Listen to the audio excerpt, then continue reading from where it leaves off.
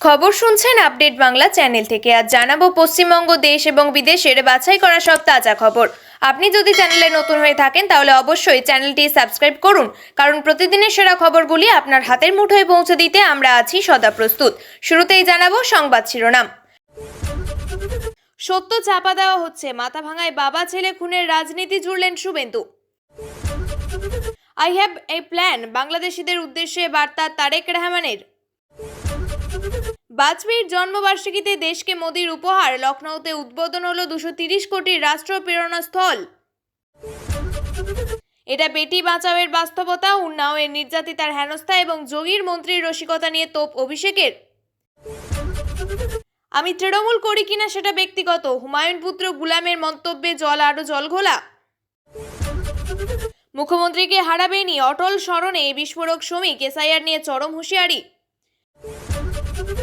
তৃণমূলের শেষের সময় চলে এসেছে, 26-এর আগে সুকান্ত মজুমদারের হুঙ্কারে তোলপাড় বঙ্গ রাজনীতি। বোমার বিস্ফোরণে বাসন্তীতে জখম স্কুল ছাত্র, চোখে গুরুতর আঘাত নিয়ে ভর্তি এসএসকেএমে। রেকর্ড ঠান্ডা বড়দিনে, পাহাড়ে 3 ডিগ্রিতে নেমেছে তাপমাত্রা, কলকাতাতেও কাঁপুনি, আবহাওয়ার বড় আপডেট। বাংলাদেশি ভেবে অত্যাচার, উড়িষ্যায় গণপিটুনিতে মৃত্যু মুর্শিদাবাদের পরিযায়ী জুয়েল রানার।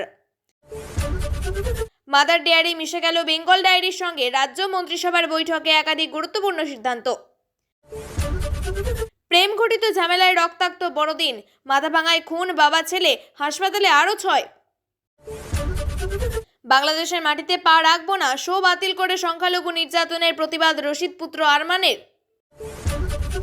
গোটা শরীরে ধারালো অস্ত্রের কোপ, ফ্ল্যাট থেকে উদ্ধার জনপ্রিয় অভিনেত্রীর মরদেহ।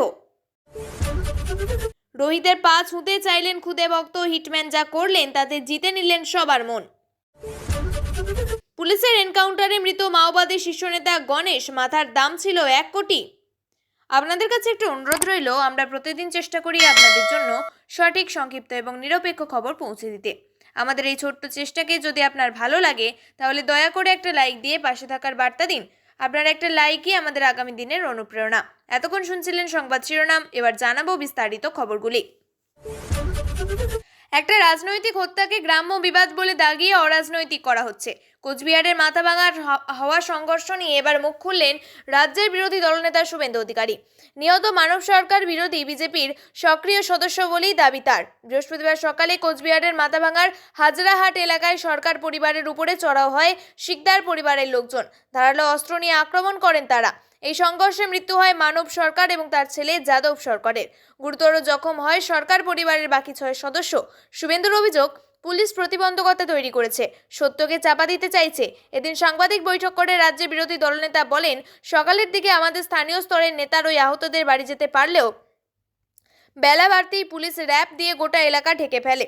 পরিবারের সঙ্গে আমাদের দলের নেতাদের দেখা করতে দিচ্ছে না, প্রতিবন্ধকতা তৈরি করেছে, সত্যটা ঢাকছে, পারিবারিক বিবাদ বলে গোটা ব্যাপারটাকে অরাজনৈতিক করার চেষ্টা করছে।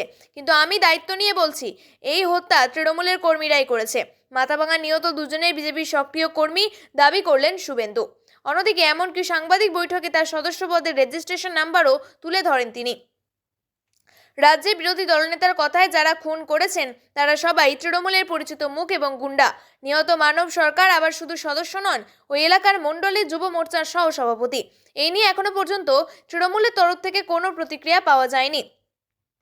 শুভেন্দুর রাজনৈতিক হানাহানি অভিযোগ তুলে নিহত যাদব সরকারের জেঠু একেবারে অন্য কথা জানিয়েছেন। শিকাদারের পরিবারের মেয়ের সঙ্গে ভাইপোর প্রেম ছিল বলেই দাবি তার। এদিন সাংবাদিকদের বিজয় সরকার বলেন, ফালান শিকদারের মেয়ের সঙ্গে ভাইপোর প্রেমের সম্পর্ক ছিল। বুধবার মেয়েকে নিয়ে ভাইপো চলে আসে, তারপরেই অশান্তি। এসআইআরের প্রথম পর্ব শেষে এবার শুনানি শুরু হওয়ার কথা আগামী শনিবার থেকে। তার আগে ভোটার তালিকা নিয়ে বেশ কয়েকজন বাংলাদেশের নাম বাদ দেওয়ার নির্দেশ দিয়েছিল নির্বাচন কমিশন। খসড়া ভোটার তালিকা প্রকাশ হয়েছে কিছুদিন আগে। এবার শুনানির আগেও আরও 10 জন ধৃত বাংলাদেশির নাম ভোটার লিস্ট থেকে বাদ দেওয়ার নির্দেশ হলো সিও দপ্তরকে। নির্দেশ এসেছে ফরেনার্স রিজিওনাল রেজিস্ট্রেশন অফিস থেকে। ইমিগ্রেশনের সময় ধৃতদের কাছ থেকে এই রাজ্যে জাল ভোটার কার্ড এবং অন্যান্য নথি পাওয়া যায়। বাংলাদেশে পাসপোর্ট থাকা সত্ত্বেও এবার ভারতীয় নথি জাল করে এই রাজ্যের বাসিন্দা হিসেবে বাস করেছিলেন বলে জানিয়েছেন এফআরআরও। প্রাক্তন প্রধানমন্ত্রী ভারতরত্ন অটল বিহারী বাজপেয়ীর 101তম জন্মবার্ষিকীতে লখনৌবাসী তথা সারা দেশ পেল এক অনন্য উপহার। বৃহস্পতিবার লখনৌতে এক বর্ণাঢ্য অনুষ্ঠানে রাষ্ট্র প্রেরণা স্থলের উদ্বোধন করলেন প্রধানমন্ত্রী নরেন্দ্র মোদী। এই বিশেষ কেন্দ্রে তিনি 3 মহান রাষ্ট্রনায়কের মূর্তি উন্মোচন করে দেশবাসীকে উৎসর্গ করে দিলেন। 65 একর জমির উপরে বিস্তৃত এই চত্বরে ভারতরত্ন অটল বিহারী বাজপেয়ী, পণ্ডিত দীনদয়াল উপাধ্যায় এবং ডক্টর শ্যামাপ্রসাদ মুখোপাধ্যায়ের সুবিশাল ব্রোঞ্জ মূর্তি স্থাপন করা হয়েছে। প্রতিটি মূর্তির উচ্চতা 65 ফুট। এই মনীষীদের আদর্শ এবং নেতৃত্বের মূল্যবোধকে ভবিষ্যৎ প্রজন্মের কাছে পৌঁছে দেওয়াই প্রকল্পের মূল লক্ষ্য। রাষ্ট্র প্রেরণা স্থলের অন্যতম আকর্ষণ হল পদ্ম ফুলের আদলে তৈরি অত্যাধুনিক মিউজিয়াম। প্রায় 98,000 বর্গফুট এলাকা জুড়ে বিস্তৃত এই জাদুঘরে ডিজিটাল প্রযুক্তির মাধ্যমে ভারতের জাতীয় অগ্রগতির ইতিহাস তুলে ধরা হয়েছে। দর্শনার্থীরা এখন থেকে ইন্টারঅ্যাক্টিভ এবং শিক্ষামূলক অভিজ্ঞতা পাবেন। এই প্রকল্প নির্মাণ করতে খরচ হয়েছে প্রায় 230 কোটি টাকা। উদ্বোধনী অনুষ্ঠানে রাজ্যপাল আনন্দীবেন প্যাটেল, মুখ্যমন্ত্রী যোগী আদিত্যনাথ এবং প্রতিরক্ষা মন্ত্রী রাজনাথ সিং উপস্থিত ছিলেন। এই কেন্দ্রটি জাতীয় সেবা, সাংস্কৃতিক চেতনা এবং জনপ্রেরণার এক স্থায়ী তীর্থস্থল হিসাবে গড়ে তোলা হয়েছে। বিজেপির বহু পদাধিকারী এবং সাধারণ জনতার উপস্থিতিতে এই অনুষ্ঠানের এক উৎসবের রূপ নেয়। লখনৌয়ের বুকে এই রাষ্ট্র প্রেরণা স্থল এখন থেকে পর্যটন এবং ইতিহাসের এক নতুন মাইলফলক হয়ে থাকবে। উন্নাওয়ে নির্যাতিতা এবং তার মায়ের হেনস্থা এবং সেই কথা শুনে যোগীর মন্ত্রীর রসিকতা নিয়ে উঠেছে সমালোচনার ঝড়। এই ইস্যুতে এবার এক্স হ্যান্ডেলে বিজেপি বিরোধীকে তোপ দাগলেন অভিষেক বন্দ্যোপাধ্যায়। এটাই কি বেটি বাঁচাও এর বাস্তবতা? প্রশ্ন তুললেন তৃণমূলের সর্বভারতীয় সাধারণ সম্পাদক। তিনি লেখেন, ধর্ষণে অভিযুক্ত বিজেপি বিধায়ক কুলদীপ সিং সেঙ্গারকে জামিনে মুক্তি দেওয়া হয়েছে। বিজেপি শাসিত উত্তরপ্রদেশের মন্ত্রী ওম প্রকাশ রাজভর নির্যাতিতাকে নিয়ে রসিকতা করেছেন। আর এইসব দেখে নীরব বিজেপি নেতানেত্রীরা। এটাই কি বেটি বাঁচাও বেটি পড়াও এর বাস্তবতা? যখন একজন ধর্ষক প্রকাশ্যে ঘুরে বেড়ান এবং মন্ত্রী রসিকতা করেন, তখন আমরা আমাদের প্রত্যেক কন্যা, প্রত্যেক মহিলা এবং প্রত্যেক পরিবারকে সুবিচার দিতে ব্যর্থ। উল্লেখ্য, 2017 সালে 4 জুন গণধর্ষণের শিকার হয় উন্নাওয়ের নির্যাতিতা। মূল অভিযুক্ত ছিলেন তৎকালীন বিজেপির বিধায়ক কুলদীপ সিং সেনগার। পরিবারের তরফে পুলিশে অভিযোগ জানাতে গেলেও তা নিয়ে চায়নি বলে অভিযোগ। পরে মুখ্যমন্ত্রী যোগী আদিত্যনাথকে চিঠি লেখেন নির্যাতিতা। 2018 সালে 8 এপ্রিল যোগী আদিত্যনাথের বাসভবনের সামনে ধর্নায় বসেন নির্যাতিতা এবং তার পরিবার। সেখানেই গায়ে আগুন লাগিয়ে আত্মঘাতী হওয়ার চেষ্টা করেন নির্যাতিতা। এই ঘটনার পর উল্টে নির্যাতিতার বাবাকে গ্রেপ্তার করে পুলিশ। পরে পুলিশের হেফাজতে মৃত্যু হয় নির্যাতিতার বাবার। একই বছর ডিসেম্বর মাসে দোষী সাব্যস্ত হয় কুলদীপ। ভারতীয় দণ্ডবিধি 376 এবং পক্সো আইনে দোষী সাব্যস্ত করা হয়েছে কুলদীপকে। বহিষ্কৃত বিজেপির বিধায়ক কুলদীপকে যাবজ্জীবন কারাদণ্ড দেয় আদালত। কিন্তু দিল্লি হাইকোর্ট তাকে জামিন দিয়েছে। দিল্লিতে ইন্ডিয়া গেটের সামনে বিক্ষোভ দেখাতে গিয়ে সিআরপিএফ এর হাতে আক্রান্ত হন উন্নাওয়ের নির্যাতিতা এবং তার মা। এই পরিস্থিতিতে বিষয়টি নিয়ে মন্তব্য করতে গিয়ে হাসিতে ফেটে পড়েন উত্তরপ্রদেশের মন্ত্রী ওপি রাজভার। তারপরই সমাজ মাধ্যমে উঠেছে নিন্দার ঝড়। বাবরি মসজিদে শিলান্যাসের আগেই তৃণমূল কংগ্রেসের দল থেকে সাসপেন্ড করেছেন হুমায়ুন কবির। তারপর গত 22 ডিসেম্বর নতুন রাজনৈতিক দল জনতা উন্নয়ন পার্টির ঘোষণা করেছেন ভরতপুরের তৃণমূল বিধায়ক। তৃণমূল সরকারকে উৎখাত মুখ্যমন্ত্রী মমতা বন্দ্যোপাধ্যায়কে প্রাক্তন করবেন বলে চ্যালেঞ্জ করেছেন তৃণমূল প্রতীকে জয়ী এই বিধায়ক। কিন্তু তার ছেলে গুলাম নবী আজাদ এখনো বহাল তবিয়তিতে বেলডাঙ্গা 2 নম্বর পঞ্চায়েত সমিতির পূর্ত কর্মাধ্যক্ষ পদে আসীন রয়েছেন। তবে তিনি কি সিদ্ধান্ত নেবেন তাও এখনো খোলসা করেননি। ইন্ডিয়ান এক্সপ্রেসকে বাংলা গুলাম বলেন, পঞ্চায়েত সমিতি জিতেছি, পূর্ত কর্মাধ্যক্ষ হয়েছে। মানুষকে পরিষেবা দেওয়া তো আমার কাজ। আমি কাল কি করব কি করব না সেটা আমার ব্যক্তিগত পরিকল্পনা। সেটা কেন আমি পাবলিককে বলতে যাব? আমার বাবা নতুন দল গঠন করেছেন। আপনি কি কোনো সিদ্ধান্ত নিয়েছেন? আমি বেলডাঙ্গা 2 নম্বর পঞ্চায়েত সমিতির পূর্ত কর্মাধ্যক্ষ। আমি রাজনৈতিক কর্মকাণ্ডে নেই, তৃণমূল কংগ্রেসের কোনো পদে নেই। রাজনৈতিক মহলে জোর চর্চা চলছে, বাবা বলছেন তৃণমূল নেত্রী তথা মমতা বন্দ্যোপাধ্যায়ের শাসন ক্ষমতা থেকে প্রাক্তন করব। অন্যদিকে তৃণমূলের প্রতীকীকে জিতে শুধু পঞ্চায়েত সমিতির সদস্য না কর্মাধ্যক্ষ পদে আসীন রয়েছেন হুমায়ুনের ছেলে। গুলামের বক্তব্য, রাজনৈতিক কোনো অ্যাক্টিভিটির মধ্যে আমি নেই। আমাকে নিয়ে তর্ক বিতর্ক কেন হচ্ছে? আমি তৃণমূলের কোনো মিটিং মিছিলে গিয়েছি কি? আমি পূর্ত কর্মাধ্যক্ষ। জনসাধারণকে যেটুকু পরিষেবা দেবার সেইটুকুই দিচ্ছি। আমি কাল তৃণমূল করব কি করব না, আমি তৃণমূল কংগ্রেসে আছি কি নেই সেটা পুরোপুরি ব্যক্তিগত ব্যাপার। আমি পাবলিক ফোরামে এই মুহূর্তে স্পষ্ট কিছু বলতে পারবো না। ভারতের প্রাক্তন প্রধানমন্ত্রী ভারতরত্ন অটল বিহারী বাজপেয়ীর 101তম জন্মজয়ন্তী উপলক্ষে রাজ্য জুড়ে বিভিন্ন প্রান্তে অনুষ্ঠানের আয়োজন করেছে বিজেপি। বুধবার কলকাতায় আয়োজিত তেমনই এক শ্রদ্ধাঞ্জলি অনুষ্ঠানে উপস্থিত ছিলেন বিজেপির রাজ্যসভার সাংসদ তথা মুখপাত্র শ্রমিক ভট্টাচার্য। তবে এই স্মরণসভা কেবল শ্রদ্ধা জ্ঞাপনই সীমাবদ্ধ থাকেনি, মঞ্চ থেকে রাজ্য সরকারকে তীব্র রাজনৈতিক আক্রমণে বিঁধলেন তিনি। শ্রমিক ভট্টাচার্যের নিশানায় ছিলেন রাজ্য সরকারের সাম্প্রতিক বিভিন্ন পদক্ষেপ, বিশেষ করে এসআইআর সংক্রান্ত বিষয়টি।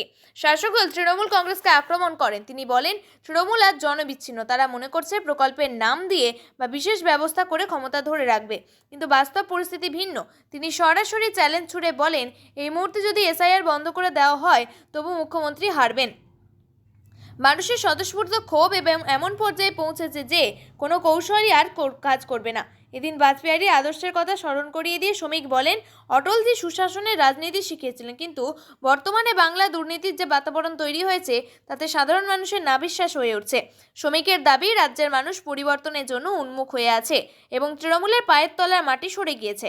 রাজনৈতিক মহলের মতে লোকসভা ভোটের পরবর্তী সময়ে এবং আগামী বিধানসভা নির্বাচনের আগে শ্রমিকের এই ঝাঁঝালো মন্তব্য কর্মীদের মনোবল চাঙ্গা করার একটি কৌশল। 24-এর লড়াই মিটতেই এবার 26-এর বিধানসভা নির্বাচনকে পাখির চোখ করেছে বঙ্গ বিজেপি। বৃহস্পতিবার একাধিক ইস্যুতে তৃণমূল সরকারকে তীব্র আক্রমণ শানালেন কেন্দ্রীয় মন্ত্রী তথা বিজেপির প্রাক্তন রাজ্য সভাপতি সুকান্ত মজুমদার। রাজ্যের বর্তমান পরিস্থিতি এবং শাসক দলের রণকৌশল নিয়ে প্রশ্ন তুলে তিনি সাফ জানিয়ে দিলেন তৃণমূলের বিদায় ঘণ্টা বেজে গিয়েছে। তৃণমূলের তথাকথিত ভোট ব্যাংক তথা সংখ্যালঘু ভোট নিয়ে এদিন বিস্ফোরক মন্তব্য করেন সুকান্ত। তার দাবি তৃণমূল কংগ্রেস যাদের উপর ভরসা করে টিকে আছে সেই সংখ্যালঘুরা আগামীতে তাদের ভোট দেবে না, কারণ তারা বুঝে গিয়েছেন যে তৃণমূল কেবল দাবার গুটি হিসেবে ব্যবহার করে। সুকান্ত আরও অভিযোগ করেন যে সংখ্যালঘুদের উন্নয়ন না করে কেবলমাত্র বোমা বাঁধা এবং রাজনৈতিক ঝামেলায় লিপ্ত করা, এর ফলে তাদের পরিবারের লোকেদেরকেই জেল খাটতে হচ্ছে, অথচ নেতারা আখের গুছিয়ে নিচ্ছে। 2026 সালে বিধানসভা নির্বাচনে তৃণমূল সরকারকে ক্ষমতাচ্যুত করার চ্যালেঞ্জ জানিয়ে সুকান্ত মজুমদার বলেন মানুষ এখন বিকল্প খুঁজছে এবং বিজেপির ওপরে আস্থা বাড়ছে। শাসক দলের দুর্নীতির পাহাড় এবং সাধারণ মানুষের ক্ষোভই তৃণমূলের পতনের কারণ বলে মনে করছেন তিনি। সুকান্তর এই ঝাঁঝালো মন্তব্য ঘাসফুল শিবিরে অস্বস্তি বলেই মনে করছে রাজনৈতিক মহলের একাংশ। বড়দিনের আগের রাতে মর্মান্তিক ঘটনা, বিস্ফোরণে গুরুতর জখম এক শিশু। অভিযোগ নির্মীয়মান একটি বাড়িতে হঠাৎ করেই বিস্ফোরণের শব্দ শোনা যায়। স্থানীয় মানুষজন দ্রুত সেখানে পৌঁছান। গুরুতর জখম অবস্থায় একটি শিশুকে উদ্ধার করে যা খবর, বিস্ফোরণে গুরুতর জখম শিশুটিকে এসএসকেএমে ভর্তি করা হয়েছে। ইতিমধ্যেই ঘটনার তদন্ত শুরু করেছেন বাসন্তী থানার পুলিশ। কিভাবে এই ঘটনা তা খতিয়ে দেখা হচ্ছে। বুধবার রাতে ঘটনাটি ঘটেছে দক্ষিণ 24 পরগনার বাসন্তী ব্লকের আমঝাড়া গ্রাম পঞ্চায়েতের খড়িমাচান এলাকায়। খড়িমাচান নজরুল সংঘ নামে একটি ক্লাব রয়েছে, সেই ক্লাবের জায়গা নিতে গত কয়েকদিন আগেই স্থানীয় আনার শেখ এবং গায়েন পরিবারের মধ্যে দ্বন্দ্ব চলছিল। সমস্যা সমাধানের জন্য বৃহস্পতিবার উভয় পক্ষের মধ্যে একটি সালিশি সভা হওয়ার কথা ছিল, তার আগেই এই ধরনের ঘটনা। স্থানীয়দের অভিযোগ নির্মীয়মান বাড়িটি আনার শেখের। বিস্ফোরণে গুরুতর জখম হয় কালো গায়েন নামে 4র্থ শ্রেণীর ওই ছাত্র। জানা যায় তার ডান হাত এবং 2 চোখে মারাত্মকভাবে আঘাত লেগেছে। অন্যদিকে পরিবারের মধ্যে জমি নিয়ে বিবাদ নতুন নয়। স্থানীয়দের অভিযোগ নির্মীয়মান বাড়িটি আনার শেখের। বিস্ফোরণে গুরুতর জখম হয় কালো গায়েন নামে ওই 4র্থ শ্রেণীর ছাত্র। জানা যায় তার ডান হাতে এবং 2 চোখে মারাত্মকভাবে আঘাত লেগেছে। স্থানীয়দের দাবি আনার শেখ এবং গায়েন পরিবারের মধ্যে জমি নিয়ে বিবাদ নতুন নয়, দীর্ঘদিন ধরে চলে আসছে। এমনকি 2 পরিবারের বিবাদের জেরে 2019 সালে শেখ পরিবারের এক সদস্য খুন পর্যন্ত হয়েছেন বলে অভিযোগ। অন্যদিকে দীর্ঘদিন ধরে চলে আসা এই গন্ডগোলের মধ্যে 2 পরিবারের বিবাদের জেরে 2019 সালে শেখ পরিবারের এক সদস্য খুন হন বলে অভিযোগ করা হয়েছে। এই ঘটনা নিয়ে উত্তপ্ত হয়ে উঠেছে এলাকা, কিন্তু নতুন করে 2 পরিবারের বিবাদে আক্রান্ত শৈশব ওই বাড়িতে বোমা কেন রাখা হয়েছিল তা নিয়ে ইতিমধ্যেই তদন্ত শুরু করেছে পুলিশ। প্রিয় দর্শক, নিয়মিত সঠিক খবরগুলি সঠিক টাইমে পেতে সাবস্ক্রাইব করুন। ধন্যবাদ।